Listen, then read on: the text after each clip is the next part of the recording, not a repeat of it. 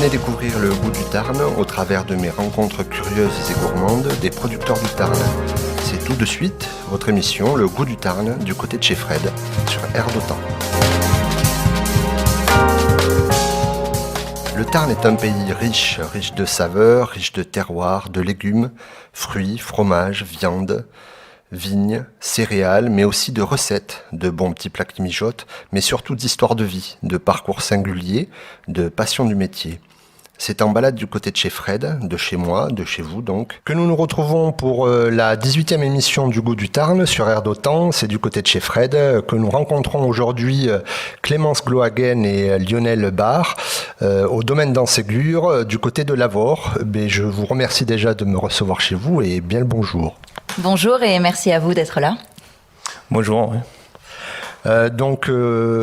Qui veut commencer par nous présenter brièvement le domaine en lui-même, c'est-à-dire sur combien d'hectares on est, le type de vin qu'on peut retrouver, de cépage, et puis où on se situe, et aussi quelle est la caractéristique du terroir, puisque en vigne, on est intéressé par ça. Qui veut répondre ? Donc au domaine d'Enségur, on a 38 hectares. On fait du blanc, du rouge et du rosé.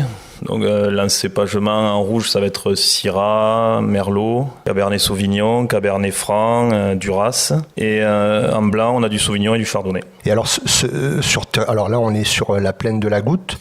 Oui. Donc quelles sont les caractéristiques du terroir et est-ce qu'il y a des... Bon, les Pologne Gaillac aussi. Qu'est-ce qui différencie et qu'est-ce qui est en commun avec le terroir du Gaillac ? Mais ici, on est sur les bords de la Goutte. Donc on est sur un terroir plutôt type argilo-limoneux, avec des secteurs aussi où il y a pas mal de galets aussi, donc des secteurs un peu plus chauds. Donc voilà, on n'est pas très loin du terroir de Gaillac. Enfin, bon, voilà, nous on est plutôt dans la plaine quand même. Donc voilà, on a des vins qui restent aussi relativement charnus quand même en rouge. On est sur des vins rouges assez costauds, notamment grâce à ces galets roulés. Là. En blanc, on essaye de faire des blancs plutôt sur le fruit, avec une certaine acidité, une certaine fraîcheur. Cette terre, est-ce qu'elle amène quelque chose de particulier au vin ? Est-ce qu'il est difficile de la travailler ou pas ?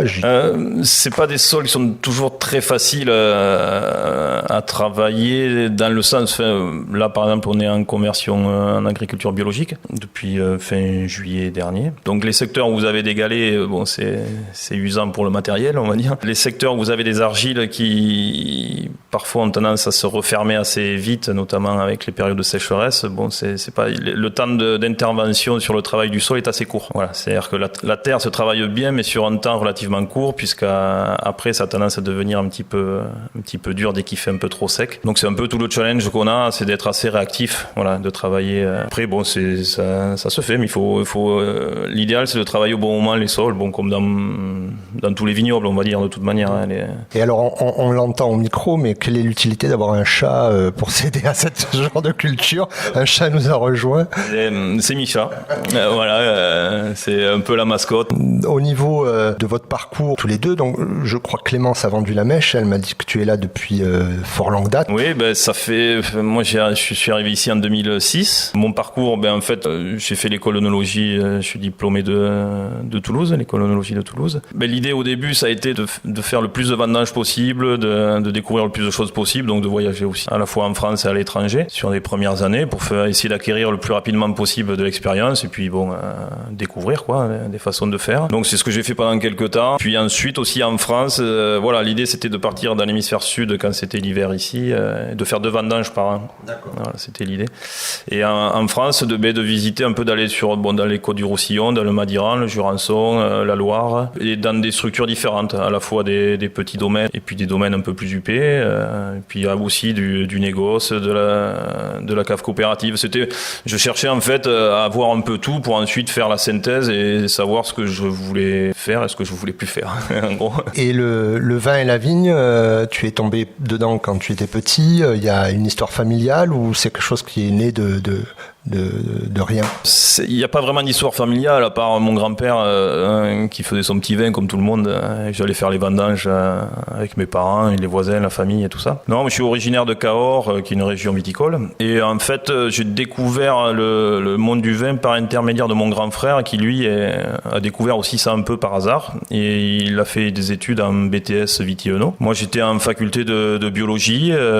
J'aimais bien tout ce qui était environnement, biologie, chimie, tout ça, ça me plaisait. Mais bon, la faculté, je me perdais un peu, je voyais pas tellement le but. Donc quand je cherchais une autre direction, c'est à ce moment-là que mon frère a commencé à me faire découvrir ce métier-là. Donc quand j'ai fait ma licence, je suis entré à l'école d'œnologie et j'ai découvert le vin par l'intermédiaire de mon frère, on va dire. Voilà.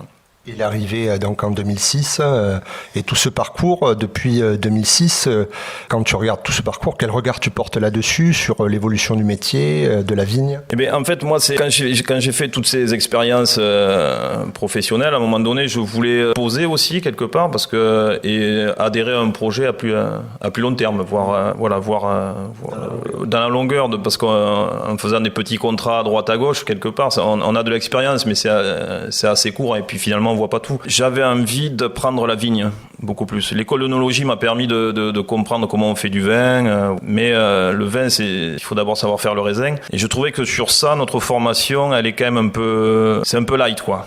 Je pense qu'il faut se confronter quand même. Donc je voulais apprendre ça, à conduire les tracteurs, aller au contact de la vigne, et donc j'ai atterri ici plutôt pour découvrir la vigne. J'ai voulu mettre de côté un petit peu la pratique œnologique et Caroline Chalère, qui était responsable du domaine ici, c'était une amie, une copine de promo d'ailleurs, et l'échange, ça avait été, écoute, elle avait besoin de quelqu'un en cave à ce moment-là.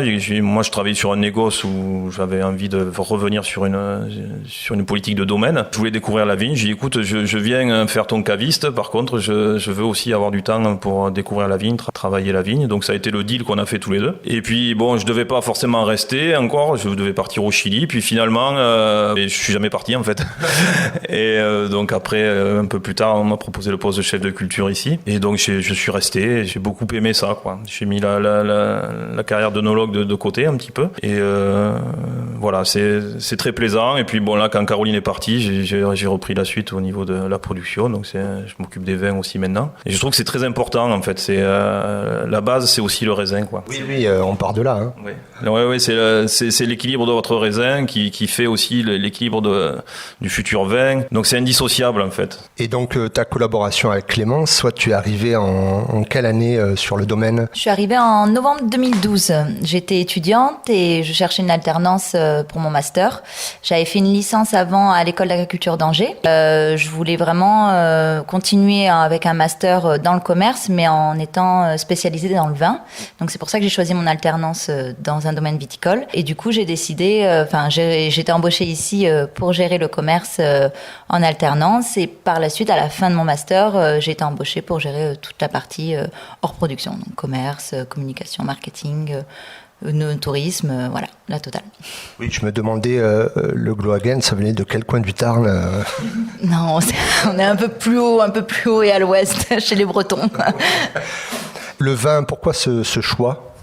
Comme Lionel, j'avais pas spécialement quelqu'un, je suis pas fille de vigneron, mais j'ai toujours eu l'amour de la gastronomie et aussi du vin. Donc du coup, comme j'étais spécialisée dans le commerce, je me suis dit qu'est-ce que tu aimerais proposer, qu'est-ce que tu aimerais vendre, et le vin était une évidence. Donc du coup, voilà, en prenant des formations avec cette licence à l'école agricole d'Angers, c'est là où c'était la révélation. Quand tu es arrivé ici, tu avais fait d'autres domaines ou c'était le premier?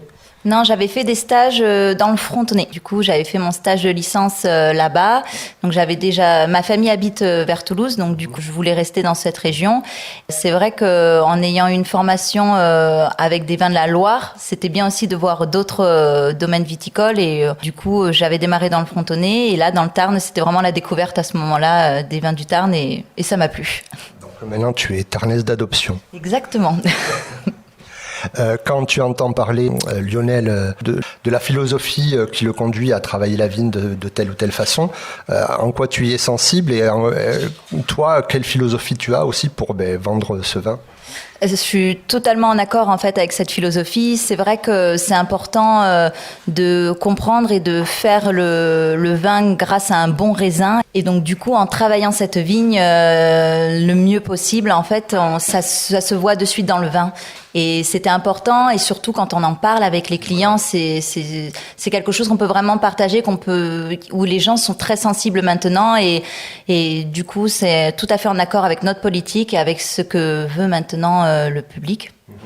Des vins bien travaillés dans le respect de la terre. Et donc il te faut une connaissance approfondie de la façon dont il va conduire la vigne, la vinification, donc tu es incollable là-dessus. Absolument. En fait, on travaille vraiment ensemble, on discute, on communique énormément. Du coup, je sais ce qu'ils font dans les vignes, je sais quand ils sont chez sur quoi ils travaillent, comment ils le font. On a vraiment un échange. Et pareil pour le commerce, je lui explique le ressenti des clients, du public face à nos vins, et comme ça, on peut améliorer certaines choses. On est en accord avec ce qu'on a fait, et ça, du coup, ça valorise vraiment notre travail. Donc c'est super important la communication en fait entre le commerce et la production. On a besoin de communiquer et d'échanger au maximum. Quel est le retour de la clientèle? Alors en fait, on avait au départ une clientèle qui était vraiment de la région, et on a réussi à l'élargir au fil des années, donc grâce à des salons. Donc maintenant, on est vraiment sur toute la France, et c'est vrai que suivant les régions, certaines cuvées vont un peu mieux marcher que dans d'autres.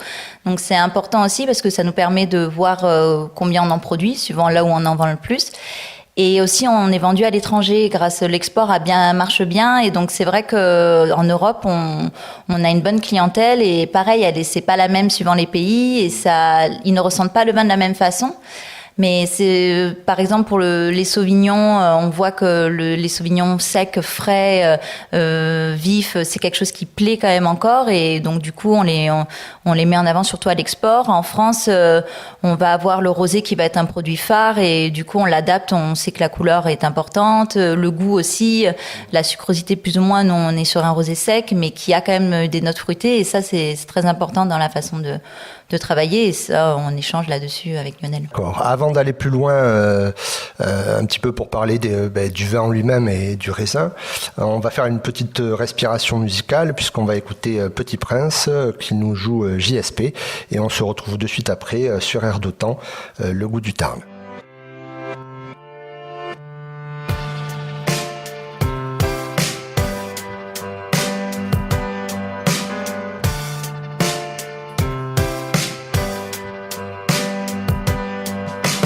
Pourquoi le matin tu te réveilles avec un goût amer?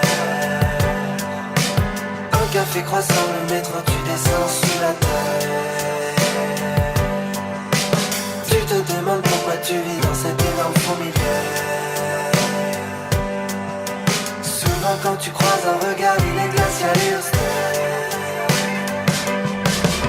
Je ne sais pas, je ne sais pas, je ne sais pas.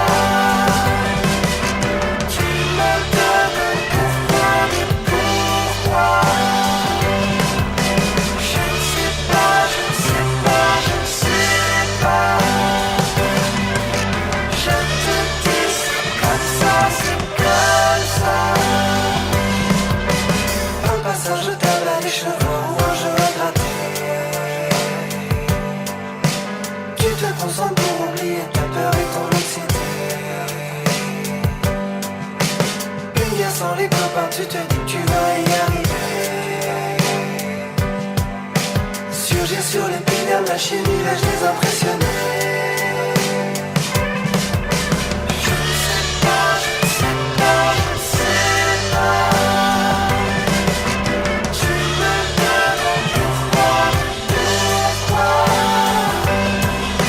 Je ne sais pas, je ne sais pas, je ne sais pas. Je te dis c'est comme ça, c'est comme ça.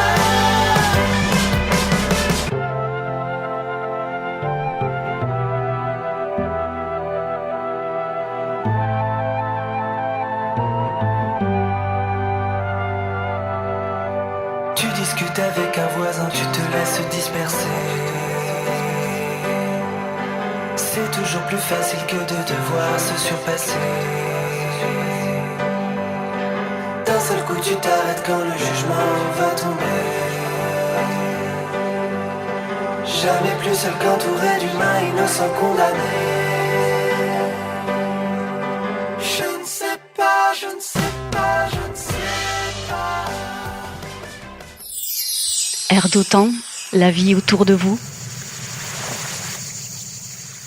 On se retrouve sur le Goût du Tarn, alors toujours en partenariat avec la communauté de communes Tarn-à-Goût. Je suis avec Clémence Glohagen et Lionel Barre du domaine d'Anségur. On a parlé de vos parcours et un petit peu aussi du domaine. J'aimerais qu'on approfondisse aussi la question de la culture. Alors, vous nous parliez un petit peu des cépages, des méthodes de culture et puis de cette décision qui a été prise de la conversion bio. Donc, pourquoi avoir franchi ce pas, puisque ça faisait des années que vous étiez en conventionnel? Alors, est-ce que vous faisiez du bio sans le savoir? Est-ce que, voilà, racontez-nous un petit peu tout ça. Mais en fait, donc le domaine était en conventionnel effectivement, mais à partir de 2014, on a enclenché une démarche aussi vers la haute valeur environnementale et on a été certifié niveau 3 en 2015 ou 16, je sais plus. Donc c'était déjà une idée donc bon, la HVE a permis aussi pour l'obtenir, il faut déjà pas aller trop fort sur les herbicides et compagnie. Bon, il y a des règlements sur les traitements, bon voilà, qui sont quand même un peu plus strict, on va dire. Et puis après, en même temps qu'on a développé ça, on a développé aussi on a fait des essais de parcelles où on mettait plus du tout d'herbicides. Voilà. Ici, on met pas d'engrais chimiques déjà depuis des années. Bon, on est dans des sols de plaine, encore une fois. On est des sols qui sont de nature un peu plus riches. Donc c'est vrai que nous, on est parti sur la politique où de toute manière, on ne cherche pas à avoir de gros rendements puisqu'on veut faire des vins de qualité. Bon, les sols qu'on a ici nous permettent de pas mettre d'engrais chimiques. Il n'y a pas d'engrais chimiques. Voilà, donc après on a développé, comme je vous disais, des parcelles où on mettait plus du tout de glyphosate. Donc on s'est rendu compte finalement que le pas vers le bio est peut-être pas infranchissable. Même s'il y a 38 hectares, même si on est dans de la plaine, où bon ben voilà, pour la gestion de l'herbe et tout ça, c'est pas toujours simple. On est près de la goutte, on a beaucoup de brouillards matinaux, donc par rapport aux maladies mildiou, idiome, ça peut décrocher assez facilement. Donc il y avait quand même cette réflexion-là. L'idée de passer, pour moi, il fallait que le domaine passe ce cap parce qu'on avait fait nos preuves en HVE. On était parti déjà en 2014 et on n'était pas nombreux quand même dans le Tarn à enclencher cette aventure de la HVE. Elle s'est développée là.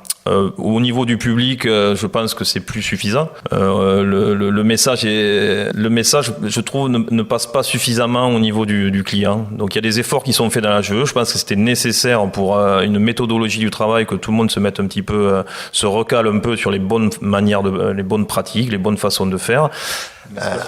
Après, la HVE, c'est le domaine un peu plus dans sa globalité. Plus que la pratique culturelle. Le bio, on est plus sur, c'est beaucoup plus strict au niveau des traitements, etc. Le HVE, c'est quelque chose d'un peu plus global. C'est l'exploitation, enfin. Le domaine pris dans sa globalité. Oui, exactement. Il y a un module biodiversité, effectivement. Si nous ici on a la chance d'être dans un secteur où la biodiversité, voilà, il y a des forêts, il y a la goutte, c'est quand même si vous êtes entouré que de vignes, la biodiversité ça va être compliqué, quoi. Ouais.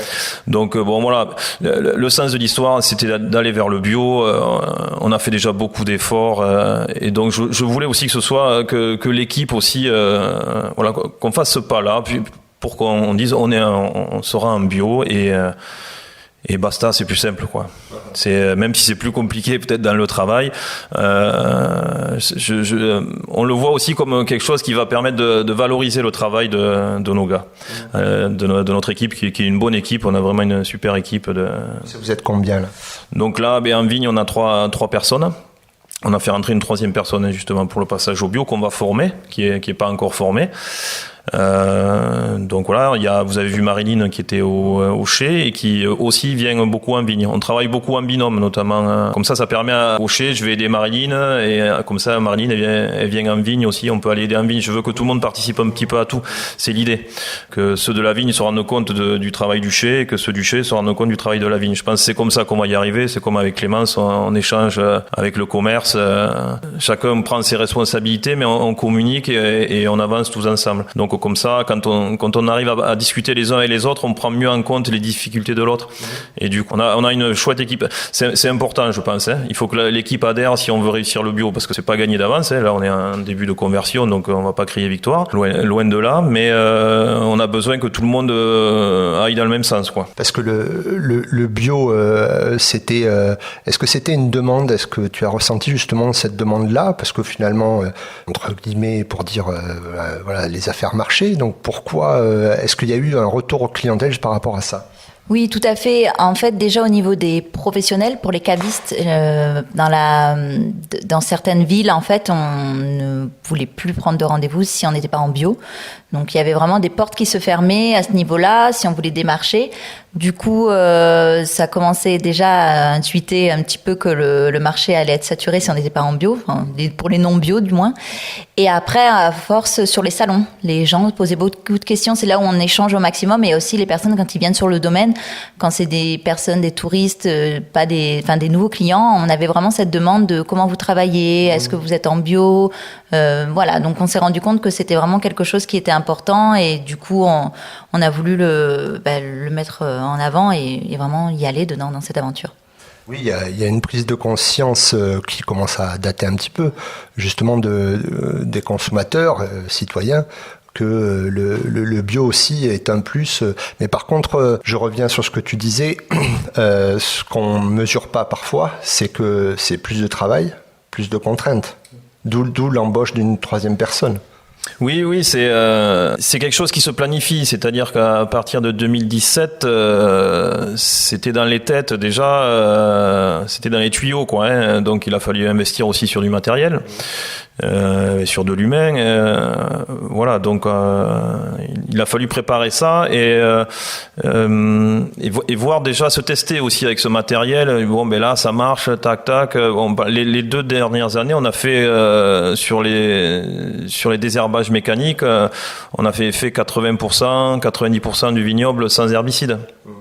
Donc on s'est dit, bon voilà, on a une parcelle où c'est compliqué, on a essayé de trouver un outil pour nous aider. On s'est dit, bon mais voilà, maintenant on s'est testé, on y va. On a pris le temps quand même de se tester. Après, voilà, c'est pas du jour au lendemain, voilà, parce que 38 hectares, bon c'est pas rien, quoi. Hein, c'est quand même pas mal de travail. C'est un vrai challenge. Hein. Après, j'espère qu'on va le relever. Il y a pas de raison, mais je pense que c'est, voilà, il y a toujours une trouille un peu à chaque fois quand on va dans un nouvel univers.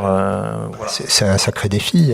Oui, c'est un gros défi. Alors la seule angoisse qu'on a, c'est des fois avec le cuivre et les tioles on a un peu peur de ça. On va voir comment ça va réagir. Bon, voilà. Après, non, c'est plaisant aussi de travailler quand on travaille même à 4 pattes dans les vignes, de savoir qu'il y a plus de résidus là, les parcelles où on est. Ça fait 4-5 ans qu'il y a plus rien. Comme je disais au gars l'autre jour, là, on se retrouve un peu plus à armes égales avec la nature. Donc elle nous le rend bien parce qu'on était avec les sarclettes et on va faire beaucoup de sarclés, ça c'est sûr. Finalement, le bio, le bio et la démarche vers quelque chose de peut-être un peu plus raisonné, ou voilà, c'est une sorte on se rapproche de la terre et de son contact. Le travail quotidien, c'est beaucoup plus de contact avec la terre. Ah oui, complètement, c'est ça. On le ressent déjà là. Moi, des fois, même ces derniers temps, j'ai un peu la trouille. Je vois de l'herbe qui pousse partout. Je me dis, on va pas y arriver. Puis après, on va y arriver. Tout sera pas nickel, on le sait. Mais c'est vrai que il y a plus de plantes qu'on voit. Je pense qu'on sera bien meilleur sur la dénomination de toutes les plantes qu'on voit que quand on passe un peu plus vite fait, qu'on crame tout avec le glypho. Là, on sait, cette plante-là, c'est plus facile à arracher que celle-là qui se propage. Bon, voilà. Et c'est vrai que voilà, on est un peu plus à armes égales avec la nature et bon, on n'est pas plus costaud qu'elle, ça c'est clair et net. Donc bon, c'est un gros travail, quoi. Là aujourd'hui, en termes de rendement, on en est où sur le domaine d'Enségur ? On est sur des rendements, on va dire en moyenne de 45 hectolitres hectare. Hein. Ça va être à peu près la moyenne. Alors bon, la question, ça va être quand on va être en bio, de pas descendre trop bas.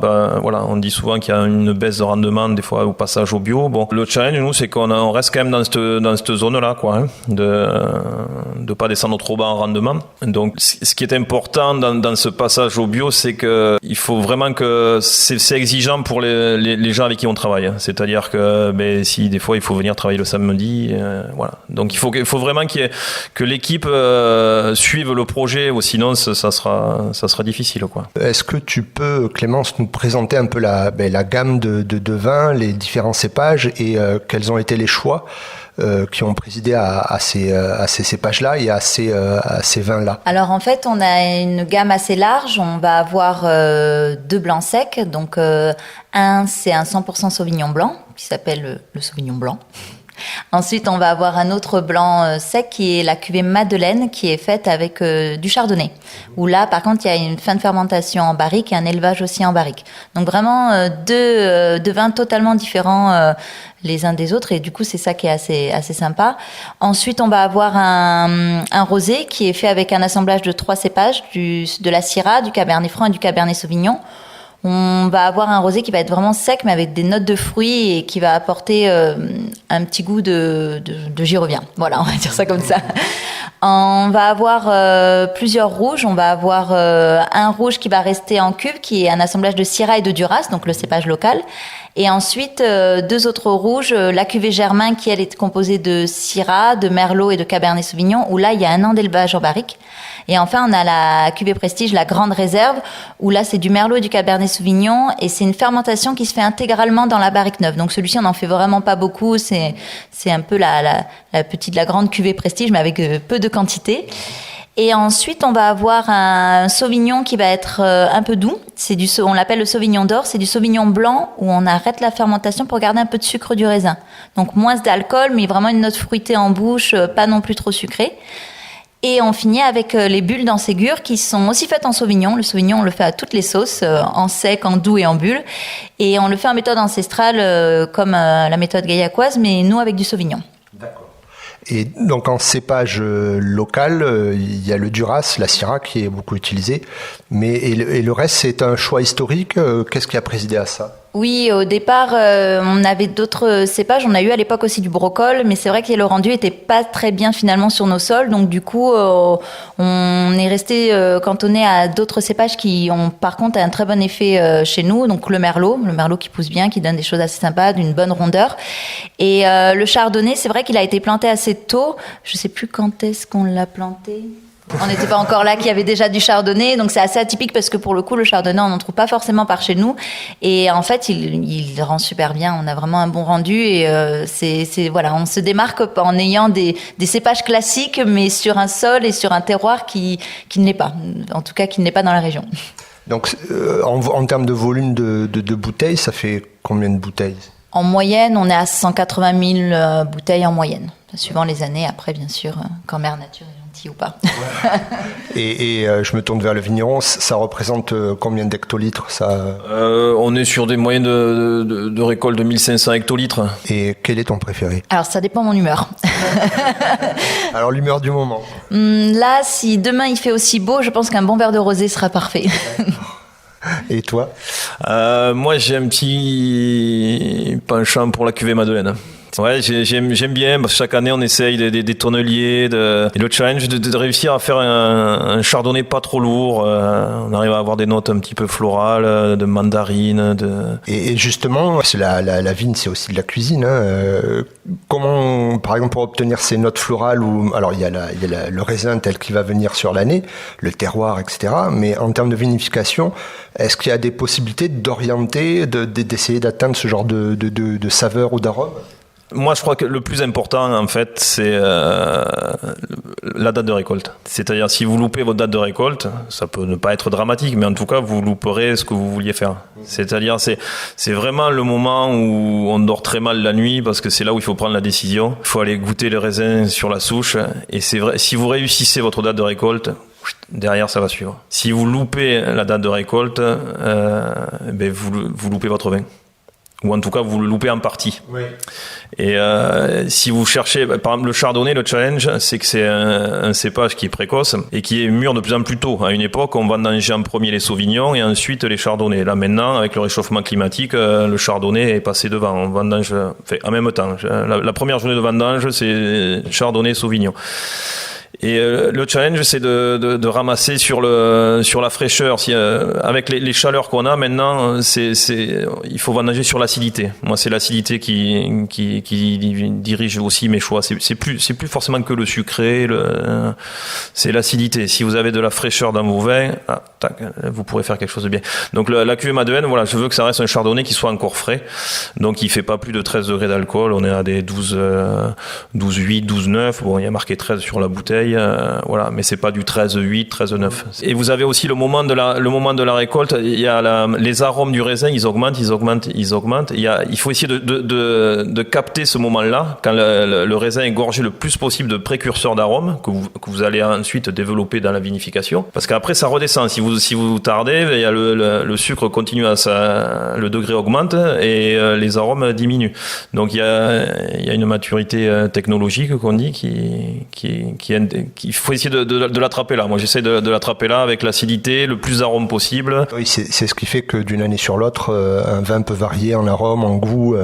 Oui. Alors l'effet millésime est important et c'est vrai que chaque année en fait on se remet en question beaucoup, notamment pour les rouges. Il y a Là, ça fait plusieurs années, la cuvée Germain, il y a des parcelles qui changent un peu, quoi.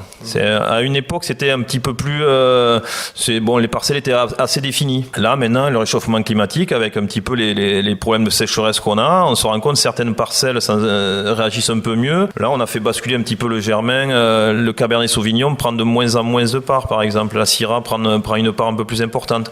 C'est typiquement lié au réchauffement climatique. Il faut sans dénaturer ce qu'est le Germain, il faut quand même qu'on commence on s'adapte, quoi. Quels sont tu parles de réchauffement climatique, quels sont les aléas climatiques, ceux qui mettent de plus en plus d'incertitudes justement, qui font que on ne sait pas de quoi l'avenir va être fait?